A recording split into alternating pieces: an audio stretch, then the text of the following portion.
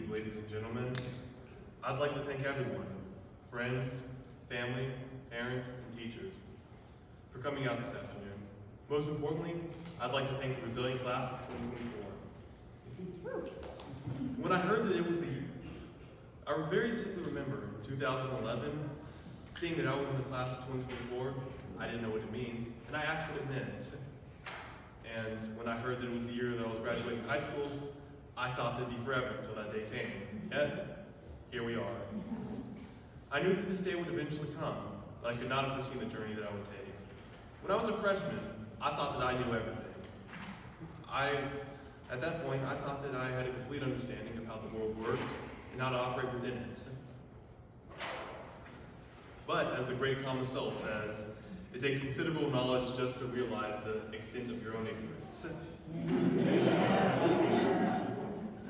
In reality, my view of the world was unsophisticated and idealistic.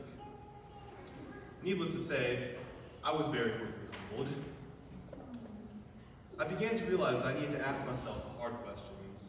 Why am I doing this? What am I working towards? Since I don't want to bore you with a 30-minute explanation of my philosophy, let's go to Genesis chapter 28. Here we see Jacob have a dream of a great ladder, a great spiraling ladder, with angels of the Lord ascending and descending upon it. And at the top of the ladder is God. This passage can mean one thing. Compared to God, we are limited and small. And there's one thing as humans that we can do, and it's to aim up. In order to climb Jacob's ladder, we must be aware of our own limitations. If we are not, then we will climb up the Tower of Babel, which signifies destruction and chaos. We are indeed small compared to God, but if we are aware of this, we can then maximize our potential through recognition of this.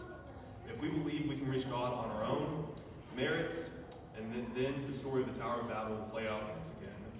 I do not yet know what the future holds for me, but whatever I do is with the purpose of aiming up. I'd like to encourage the rest of the class to do the same as well. I'd also like to commend them for their resilience and accomplishments. Much of the former years of high school were affected by the COVID-19 pandemic, which was not easy for any of us in the room, but it was especially hard for us stepping into a new arena of high school as freshmen. I hope these experiences will give us wisdom and understanding as we navigate the next chapter of our lives.